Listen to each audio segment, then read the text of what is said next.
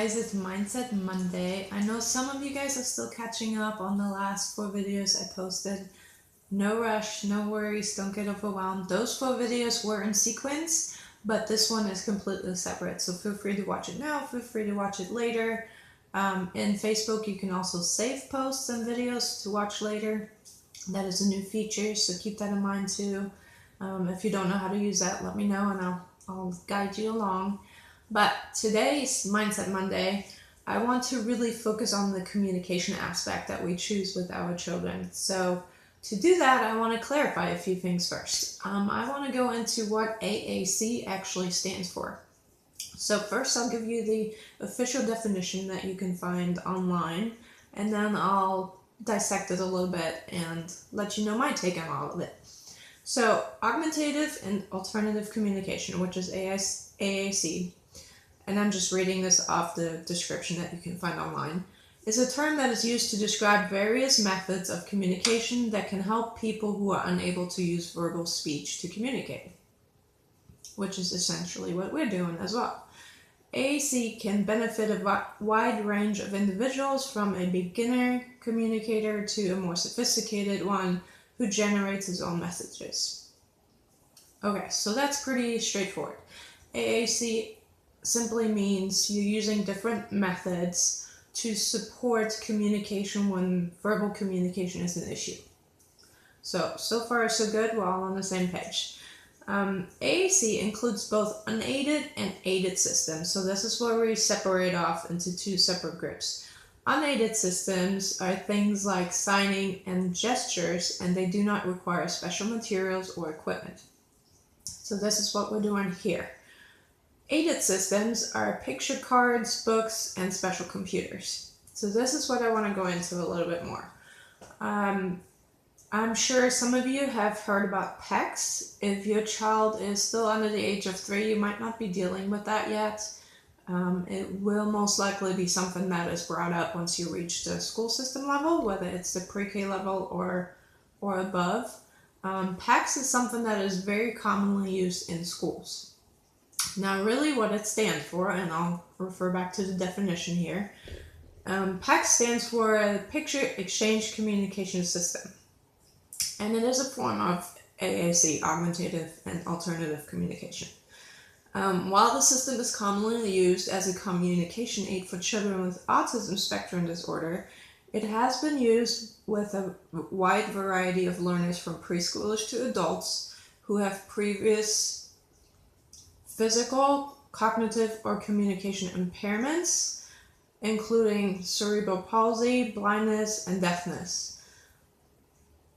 PECS also, and I think this is really important to keep in mind in a second, PECS also has been the subject of much academic research, with currently over 85 PECS-related publications. So, that brings me to a somewhat controversial topic. PECS is highly regarded as the #1 communication tool used for children who have speech delays of any sort. So when you're talking about the public school system, that is most likely what the speech therapists are using, that is most likely what the classroom teachers will be using, and that is most likely what you will be discussing in IEP meetings as well. So this topic is very important to kind of get a head start on, get a good understanding of what they're talking about, because they will not just explain it to you, unless you're really lucky and in a good school district. PECS, for the most part, think of it like picture flashcards that they use with the kids. So when my son wants to say he needs to go to the bathroom, he would show a flashcard with a bathroom picture on it. Sounds like a good idea in general. What I have a problem with is, as his communication grows, so does the amount of flashcards he has to carry around with him everywhere he goes to eventually then produce a whole sentence. So if he wanted to say, "I want that red truck," now he has to find the sign for want, then he has to find the sign for red, and then he has to find the sign for truck. And by sign, I mean the picture flashcard.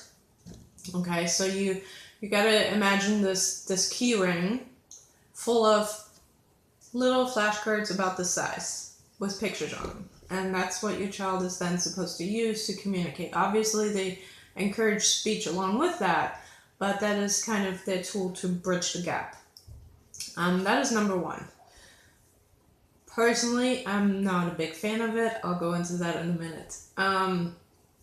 The other form that the school system tends to push is an actual technology-based AAC device. So it kind of looks like, depending on the model, there's different brands, it kind of looks like a mini iPad with touchscreen, and everything is categorized. So the same sentence, if he wanted to say, I want the red truck, he has to find the category for truck, which is most likely toys. He has to find the category for colors. And then he also has to find the category where the word want would fall into.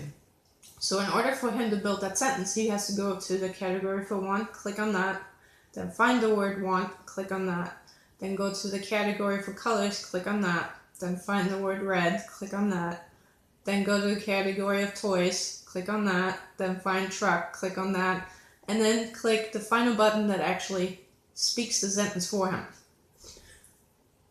As you can probably tell by the way I'm explaining it, I'm not a fan of either one of those. Here's the thing.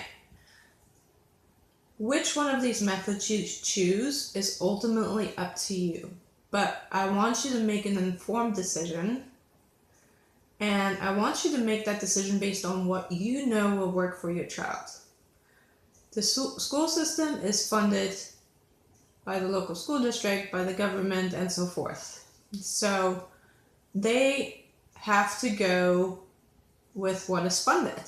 And generally speaking, the methods that are funded are the ones that have lots of research publications behind it. So you're talking about the PECS, you're talking about the augmentative communication devices. So those are the ones that are going to get pushed by the school system. Those are the ones you get to look forward to once your child reaches school age, if you haven't dealt with that already. And I'm not saying either one of those is bad. It completely depends on your child. My son Wyatt, he could care less about flashcards. He was getting frustrated with it because it wasn't fast enough. He couldn't communicate fast enough. He didn't understand the concept of a communication device either because he couldn't categorize things.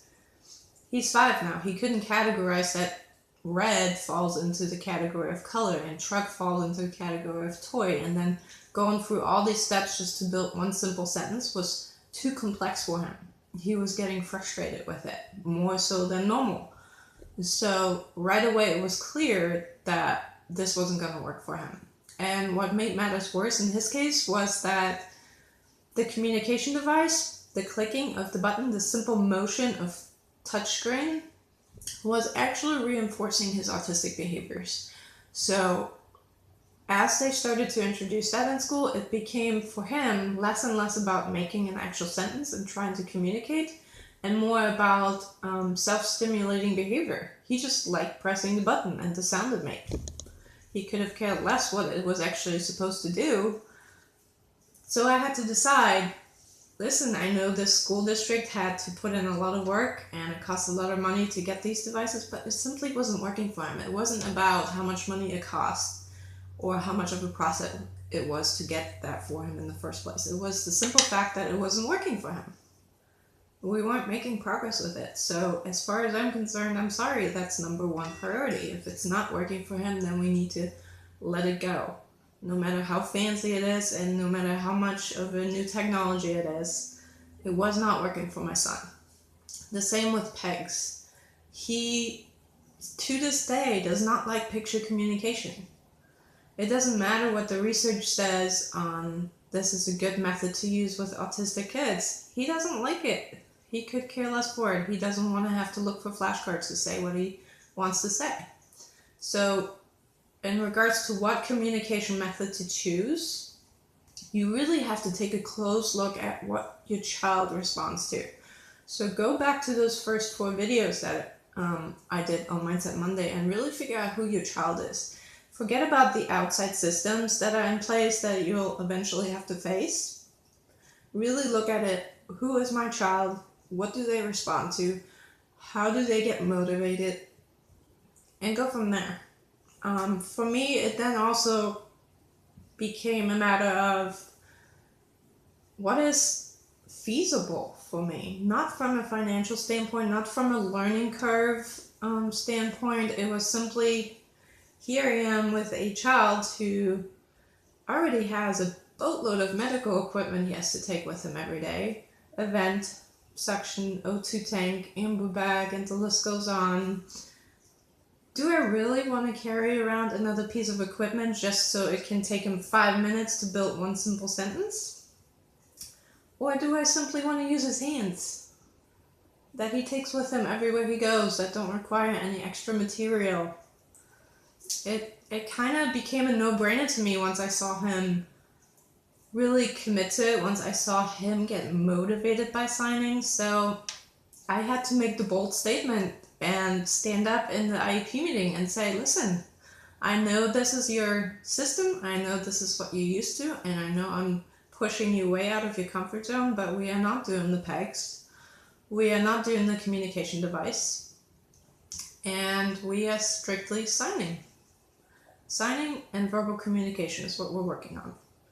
They didn't like it. I'm still not their favorite person in the world, but I have now the evidence to support my approach, because Wyatt has such amazing progress. The last year has been beyond what I could have imagined for him, being in a total communication classroom. If you want to know more about that, I just recently posted a blog post on From NICU to Life-blogspot.com, and check it out. If you have any questions, let me know and we'll go over it. I know this is a little bit of a tough subject and it's hard to trust your gut on these kinds of things, but it's really important that you figure out what works for you and your family and make a decision based on that. So talk to you next week.